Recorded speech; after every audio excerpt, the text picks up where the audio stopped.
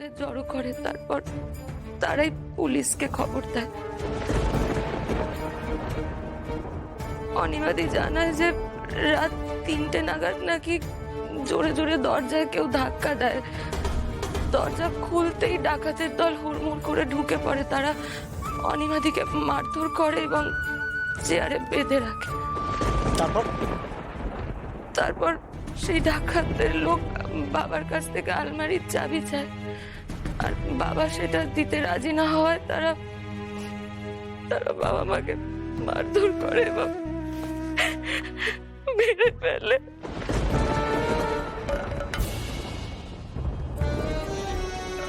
ডাকাত দলের লোকেরা দেখতে কেমন ছিল, কিছু বলেছে? মুখোশ পরেছিল, গায়ে কালো চাদর বা কাপড় ওই জাতীয় কিছু ছিল, এবং হাতে ছুরি, বন্দুক, এইসব। কতজন ডাকাত ছিল? অনিমাজি বলল 3 জন। আপনি কি করেন?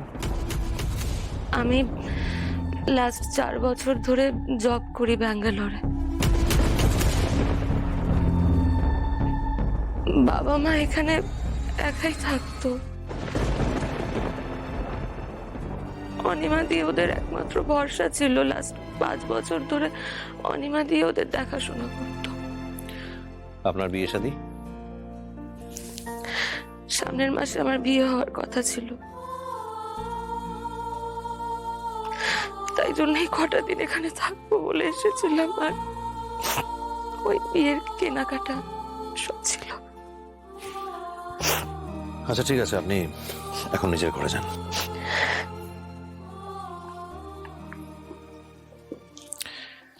আমার একটা প্রশ্ন আছে, এই ডাকাতের দল বাড়ির পরিচারিকাকে মারলো না কেন?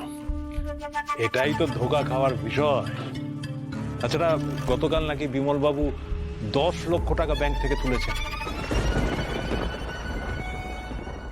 আজ নাকি তার বিয়ের কেনাকাটা করার কথা ছিল, কিন্তু সে টাকাও তো উধাও। গয়নাগাটিও কিছু নিয়ে গেছে ওই ডাকাতরা। এই দিকটাও ঠিক আছে, ডাকাতি করতে ডাকাত এসেছিল, গয়না তো নিয়ে যাবি। না না, সেটা তো ঠিক, কিন্তু বিমল বাবু যে এত টাকা ব্যাংক থেকে তুলবে এই ব্যাপারটা ডাকাতরা জানলো কি করে? কেউ কি ফলো করেছিল, নাকি চেনা জানা কেউ? এখানেই আটকে গেছি, দুদিক থেকে হতে পারে সম্ভব।